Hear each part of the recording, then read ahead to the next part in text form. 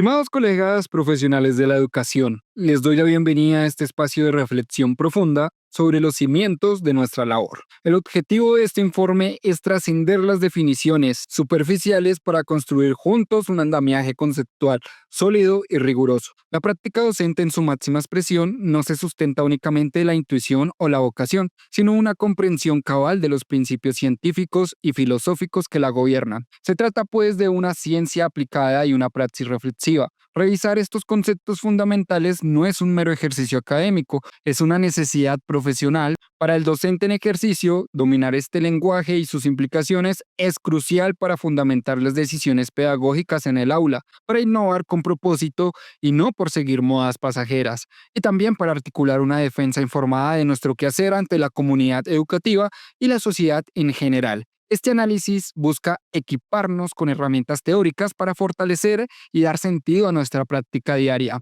El ecosistema del saber, educación, pedagogía y didáctica. La educación, más allá de la escolarización. El punto de partida de nuestro análisis es el concepto de educación. A menudo se le concibe como un proceso integral y continuo para el desarrollo de sus capacidades cognitivas, emocionales y sociales. Sin embargo, esta visión debe ser ampliada para no reducir la educación únicamente a la escolarización. El pedagogo español Jaume Vernet propone una clasificación clásica que resulta esclarecedora, distinguiendo tres ámbitos educativos. Primero, educación formal. Corresponde al sistema educativo oficial, estructurado jerárquicamente y graduado cronológicamente, que abarca desde la educación inicial hasta la superior. Educación no formal. Engloba toda la actividad educativa organizada, sistemática, llevada a cabo fuera del marco del sistema oficial para facilitar determinados aprendizajes a subgrupos particulares de la población. Por ejemplo, talleres de arte, cursos de capacitación, escuelas deportivas. Educación informal. Es el proceso que dura toda la vida y en que las personas adquieren y acumulan conocimientos, habilidades y actitudes de las experiencias diarias y el contacto de su entorno, la familia, los amigos, los medios de comunicación, el trabajo, etcétera. Esta distinción resuena profundamente con la filosofía de Dewey, para quien la educación es un proceso de vida y no una preparación para la vida futura. Dewey sostenía que la experiencia es el verdadero motor del aprendizaje. Desde esta perspectiva, la escuela no puede ser una entidad aislada de la vida. Debe coincidirse como un medio ambiente especial diseñado para seleccionar, organizar y enriquecer las experiencias de los estudiantes, haciéndolas más fecundas y controladas que las que obtendrían al azar. El reconocimiento de estas tres formas de educación transforma radicalmente el rol del docente. Si la educación se limitara al ámbito formal, el maestro sería un mero transmisor de un currículo prescrito. No obstante, al aceptar que el aprendizaje significativo y la construcción de identidad ocurren también en los espacios no formales e informales, la función del docente se expande. Este debe convertirse en un articulador de saberes. Su labor ya no es solo enseñar contenidos dentro de las cuatro paredes del aula, sino también reconocer, validar y conectar los aprendizajes que los estudiantes traen de sus hogares, sus comunidades y sus interacciones digitales. Esto implica diseñar experiencias pedagógicas que dialoguen con el mundo exterior, haciendo que el aprendizaje escolar sea relevante y esté anclado a la vida del estudiante. La pedagogía, la ciencia que piensa la educación. Existe una confusión recurrente, visible en foros docentes y publicaciones divulgativas, entre los términos pedagogía y didáctica. Es imperativo clasificar esta distinción. La pedagogía es la ciencia madre, la disciplina que estudia el fenómeno educativo en toda su complejidad y multidimensionalidad. Su objeto de estudio es la educación en sí misma, abarcando sus fines, sus condicionantes sociales, políticos, culturales y psicológicos. La pedagogía responde a las preguntas fundamentales: ¿por qué educamos y para qué educamos? Autores clásicos como Durkheim ya defendían su estatus como una ciencia con una naturaleza y un método propio, dedicados a la reflexión sistemática sobre los sistemas y procesos educativos. Sus raíces como disciplina sistemática pueden rastrearse hasta figuras como Juan Comenio, cuya obra La Magna es considerada uno de los primeros tratados que intentan fundamentar una ciencia de la educación. Comenio propuso principios revolucionarios para su época, como la Universidad de la Educación bajo el lema enseñar todo a todos y una organización escolar por etapas adaptadas al desarrollo del niño, sentando las bases de la pedagogía moderna. En el siglo XX, la pedagogía adquirió una ineludible dimensión crítica. La pedagogía crítica con exponentes latinoamericanos de la talla de Paulo Freire, Carlos Torres, Gadotti y Peter McLaren postulan que la educación nunca es un acto neutral. Paulo Freire, en su obra seminal Pedagogía del Oprimido, argumenta que toda práctica educativa es inherentemente política, o bien funciona como un instrumento de opresión, una educación bancaria, en la que el educador deposita conocimientos en la mente pasiva del educando para que éste se adapte al sistema existente, o bien funcione como una práctica de libertad, una educación problematizadora o liberadora, en la que el educador y el educando en diálogo leen críticamente su realidad para transformarla. Esta perspectiva dota a la pedagogía de una profunda responsabilidad ética y política. La didáctica, el arte y la técnica de cómo enseñar. Si la pedagogía es la ciencia que reflexiona sobre el por qué y el para qué, la didáctica es la rama de la pedagogía que se ocupa del cómo. Su objetivo de estudio es el proceso de enseñanza-aprendizaje en sí mismo. Es la disciplina del carácter práctico teórico que sistematiza y fundamenta las estrategias,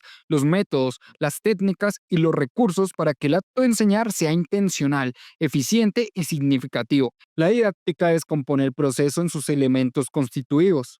La planificación, definición de objetivos y selección de contenidos. La ejecución, diseño de actividades, uso de recursos, gestión del aula y la evaluación de la enseñanza y el aprendizaje. Es fundamental entender que la didáctica no es un simple recetario de técnicas aplicables universalmente. Por el contrario, es una disciplina que exige adaptar sus herramientas a las particularidades del contexto, la naturaleza del contenido a enseñar y de manera primordial a las características y necesidades y estilos de aprendizaje de los estudiantes. La relación entre pedagogía y didáctica es de una interdependencia absoluta. Una práctica del docente de calidad no puede existir sin la simbiosis de ambas. Una didáctica sin pedagogía es ciega. Un docente puede ser un experto en el manejo de múltiples herramientas y estrategias, como la gamificación, el aprendizaje basado en proyectos, la clase invertida, etc.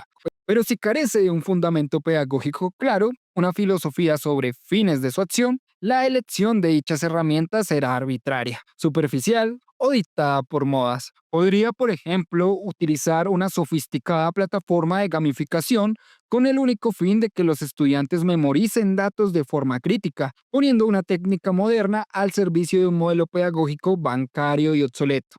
Por otro lado, una pedagogía sin didáctica es vacía. Un docente puede tener una filosofía educativa admirable y bien fundamentada como la pedagogía liberadora de Freire, pero si carece del dominio de herramientas didácticas, su proyecto se quedará en una declaración de buenas intenciones. Su deseo de fomentar el pensamiento crítico y el diálogo se verán frustrados si no sabe cómo diseñar preguntas problematizadoras, cómo estructurar un debate de manera efectiva o cómo guiar un proyecto que conecte el aprendizaje con la realidad concreta de los estudiantes. Por tanto, la excelencia en la práctica docente emerge de la atención creativa y la coherencia entre el porqué pedagógico y el cómo didáctico. Sección 2. La dinámica del aula. Enseñanza, aprendizaje y evaluación. La enseñanza, un acto de mediación sociocultural. La concepción tradicional de la enseñanza como una simple transmisión de información del que sabe al que no sabe ha sido superado por visiones más complejas y socialmente situadas. Hoy entendemos la enseñanza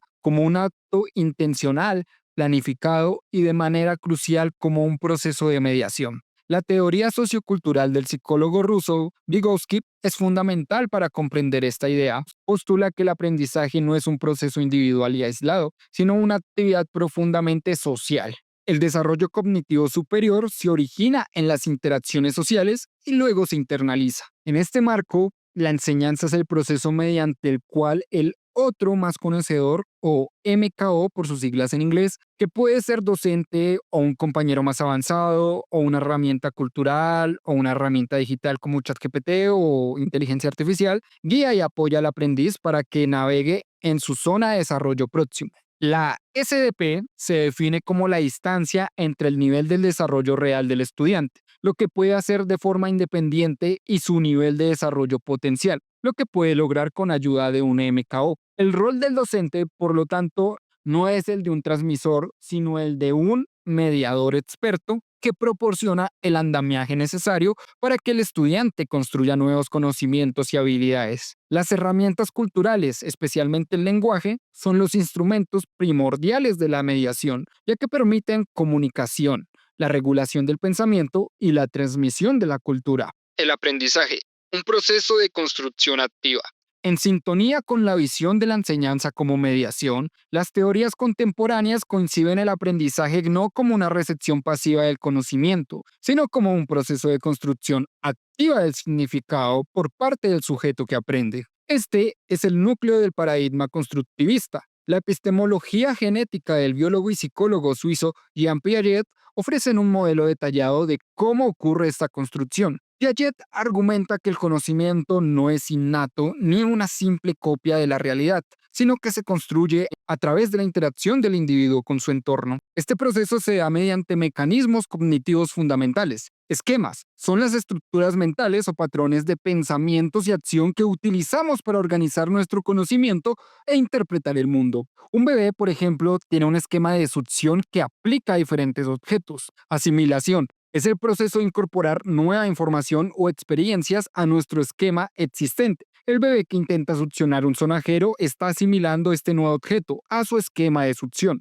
Acomodación ocurre cuando la nueva información no encaja en los esquemas existentes, lo que nos obliga a modificarlos o a crear nuevos esquemas. El bebé aprende que el sonajero no solo se succiona, sino que también se puede agitar para producir sonido, acomodando así su esquema. Equilibración. Este es el motor del desarrollo cognitivo. Es la tendencia innata a mantener un equilibrio entre la asimilación y la acomodación. Cuando un nuevo desafío o información crea conflicto cognitivo o desequilibrio, el individuo se ve impulsado a reorganizar sus esquemas para alcanzar un nuevo estado de equilibrio, que representa un nivel de pensamiento más sofisticado. Las teorías de Piaget y Vygotsky, a menudo representadas como opuestas, son en realidad profundamente complementarias y ofrecen una visión estéreo del aprendizaje. Mientras Piaget nos proporciona el mecanismo interno de la construcción del conocimiento, el ciclo de asimilación, acomodación y equilibración, que describe al niño como un pequeño científico que experimenta con su mundo,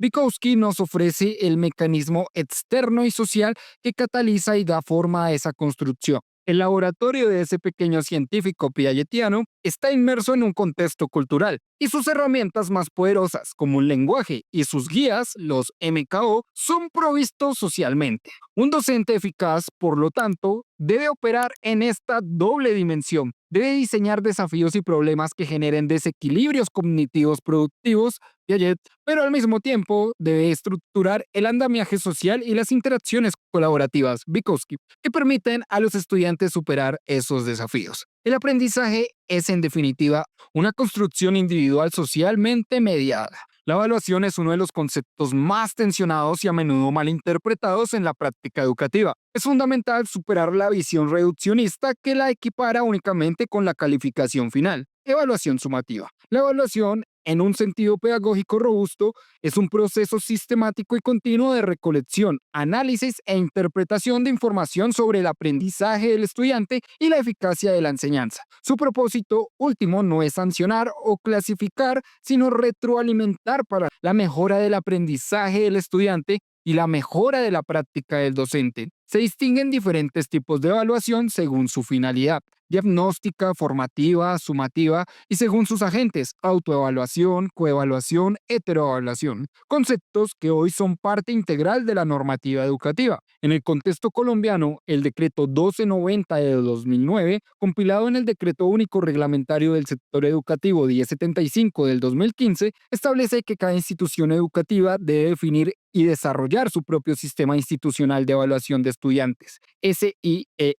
Este sistema debe ser coherente con el proyecto educativo institucional, el PI, y debe contener como mínimo los dos siguientes elementos: los criterios de evaluación y promoción escolar, la escala de valoración nacional, el desempeño superior alto, básico, bajo, y su equivalencia con la escala numérica conceptual de la institución. Las estrategias de valoración integral de los desempeños de los estudiantes, las acciones de seguimiento para el mejoramiento de los desempeños durante el año escolar, los procesos de autoevaluación de los estudiantes, las estrategias de apoyo necesarias para resolver situaciones pedagógicas pendientes de los estudiantes, la periodicidad de entrega de informes a los padres de familia, las instancias, procedimientos y mecanismos de atención de las reclamaciones de padres de familia y estudiantes sobre la evaluación y promoción. Comprender esta estructura no solo es un requisito legal, sino una oportunidad para que los docentes participen activamente en la construcción de un sistema de evaluación que sea verdaderamente formativo y que esté al servicio del aprendizaje. Te muestro esta tabla que son las perspectivas fundamentales sobre el proceso de aprendizaje. Sección 3. El mapa de ruta, el currículo y su concreción institucional.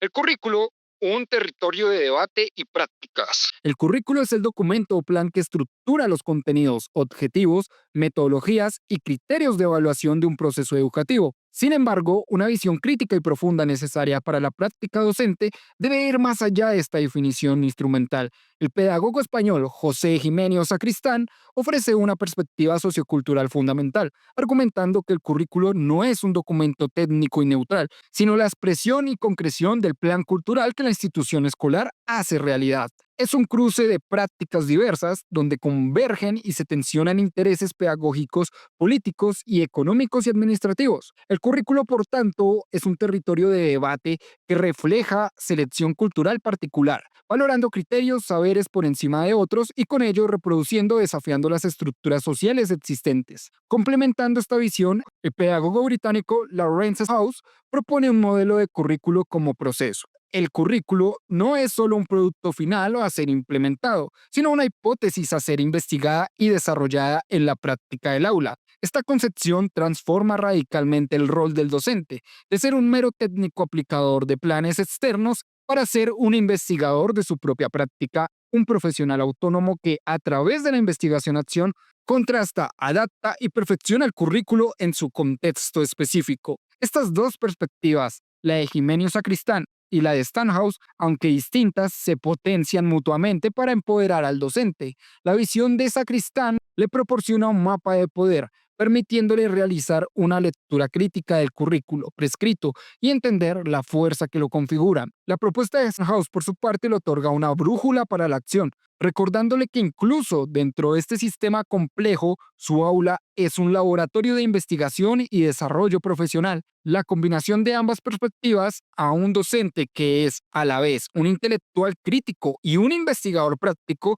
capaz de mediar de forma reflexiva entre las prescripciones curriculares y la realidad de su aula. El proyecto educativo institucional PI, la identidad en acción. El proyecto educativo institucional PI representa el nivel de concreción meso del currículo. Es el documento estratégico que articula la identidad de cada establecimiento educativo. En él se traducen las prácticas educativas nacionales, a nivel macro, a la realidad, la cultura y las necesidades específicas de una comunidad educativa en concreto. El PI define la misión, la visión, los principios afines de la institución, su horizonte institucional y fundamentalmente su propuesta pedagógica. Un aspecto del PI es su carácter dinámico y también participativo. No debe ser un documento estático elaborado únicamente por los directivos, sino una construcción colectiva que involucre a todos los estamentos de la comunidad educativa: directivos, docentes, estudiantes, padres de familia y el personal administrativo. Es la carta de navegación que orienta todas las prácticas pedagógicas y de convivencia de la institución. 3.3. La inclusión como eje curricular. El Plan Individual de Ajustes Razonables, PIAR. Un eje transversal que debe impregnar todo el diseño y desarrollo curricular es la inclusión. En Colombia, el decreto 1421 del 2017 reglamenta la atención educativa a la población con discapacidad, estableciendo la educación inclusiva como un derecho fundamental. Una de las herramientas centrales de este decreto es el Plan Individual de Ajustes Razonables, PIAR. Es crucial entender que PIAR no es un currículo paralelo, ni un plan de estudio segregado. Es una herramienta del diseño curricular flexible. Su propósito es documentar los ajustes razonables, es decir, las modificaciones y adaptaciones en contenidos, metodologías, recursos y evaluación, y los apoyos pedagógicos que un estudiante con discapacidad requiere para poder participar, aprender aprender y progresar en el currículo regular, en igualdad de condiciones con los demás. El PIAR se fundamenta en los principios del diseño universal para el aprendizaje DUA, que busca crear entornos de aprendizaje accesibles para todos desde el inicio. La implementación exitosa del PIAR es una responsabilidad compartida. La institución educativa debe garantizar los recursos, la formación docente y la articulación del PIAR con el PI y la planificación del aula. Por su parte, las familias tienen el deber de aportar información relevante sobre el estudiante, participar activamente de la definición y seguimiento de los acuerdos del PIAR y ejercer una veeduría para garantizar el cumplimiento del derecho a una educación inclusiva. Sección 4. La evaluación a gran escala y sus implicaciones pedagógicas. El Sistema Nacional de Evaluación Estandarizada. Prueba saber. Además de la evaluación de aula institucional, los sistemas educativos modernos emplean evaluaciones estandarizadas a gran escala como instrumentos de política pública para monitorear la calidad y equidad del sistema. En Colombia, este es el rol del Sistema Nacional de Evaluación Estandarizada, que incluye las pruebas saber en diferentes grados, tercero, quinto, noveno y 11, y la prueba saber pro para la educación superior. Para desmitificar estas pruebas y comprender su lógica interna, es útil conocer la metodología con la que se diseñan. El modelo basado en evidencias, MBE. Este modelo busca garantizar la validez de la prueba, asegurando que cada pregunta realmente mida lo que se propone medir. Su estructura se basa en 3 componentes articulados. Primero, afirmación. Es un enunciado general que describe lo que se espera que el estudiante sepa o sea capaz de hacer en un área determinada. Estas afirmaciones se derivan de los estándares básicos de competencias. Ejemplo, comprende cómo se articulan las partes de un texto para darle un sentido global. Segundo, evidencia. Es una acción o producto observable y más específico que demuestra que el estudiante ha desarrollado la competencia descrita en la afirmación. Ejemplo, identifica la función que cumplen los conectores lógicos dentro de un párrafo para establecer relaciones de sentido. Tercero, tarea. Es la pregunta o ítem específico que se le presenta al estudiante diseñado para que al responderlo correctamente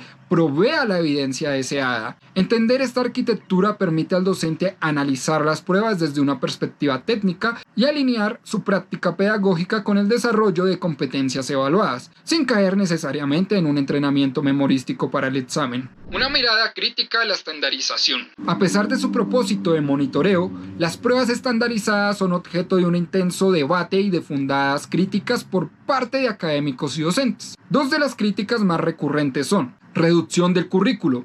La alta presión asociada a los resultados de estas pruebas, rankings, prestigio institucional, pueden llevar al fenómeno conocido como enseñar para la prueba. Esto implica un empobrecimiento de la enseñanza educativa, donde se priorizan los contenidos y formatos evaluados en el examen en detrimento de otros aspectos cruciales del desarrollo integral como el arte, la ética o la creatividad. Reflejos de la desigualdad socioeconómica. Numerosos estudios demuestran una alta correlación entre los resultados en las pruebas estandarizadas y el capital cultural, social y económica de la familia de los estudiantes. Esto pone en tela de juicio la premisa de que las pruebas miden exclusivamente la calidad de la gestión escolar, ya que en gran medida pueden estar reflejando y simplificando las brechas de desigualdad preexistente en la sociedad. Al analizar el sistema educativo colombiano, emerge una contradicción estructural profunda entre su política de inclusión y su política de estandarización. Por un lado, el decreto 1421 del 2017 impulsa el sistema hacia la personalización,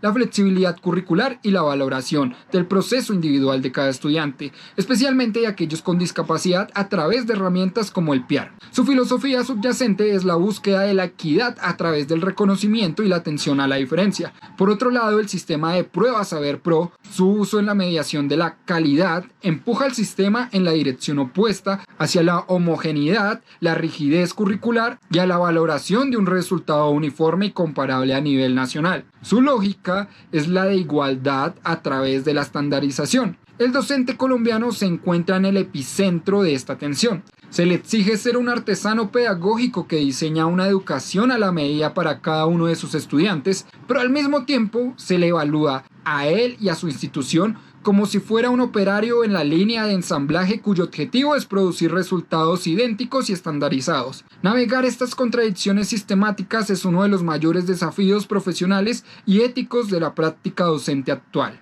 Conclusión. hacia una praxis docente reflexiva e informada. A lo largo de este análisis hemos desglosado los conceptos que constituyen el armazón del quehacer docente. Hemos visto la didáctica, el cómo, debe estar siempre fundamentada en una pedagogía, el por qué y para qué, la cual se materializa en un currículo, el qué. Este currículo es puesto en acción a través de la enseñanza, entendida como un acto de mediación con el fin de catalizar el aprendizaje, concebido como un proceso de construcción activa. Todo este ciclo es a su vez regulado y retroalimentado por la evaluación en sus múltiples niveles: la evaluación formativa del aula, la evaluación institucional del CIE y la evaluación estandarizada del Sistema Nacional. El llamado final es a que, como profesionales de la educación, no seamos meros consumidores de teorías o aplicadores acríticos de normativas. La invitación es a encarnar una praxis del docente reflexiva e informada, utilizando este andamiaje conceptual para analizar críticamente nuestro contexto, las políticas educativas y los materiales curriculares que recibimos, adoptando la mirada sociocrítica de teóricos como Sacristán y Paulo Freire. Investigar y mejorar sistemáticamente nuestra propia práctica, asumiendo el rol de docente investigador propuesto por Stenhouse. Con estas bases conceptuales firmemente establecidas, estamos a posición ideal para dar el siguiente paso. En nuestro próximo video, que lo tienes por aquí, solo dale clic, exploraremos cómo estas ideas se organizan en propuestas coherentes y aplicables, adentrándonos en el fascinante mundo de los grandes modelos y enfoques pedagógicos.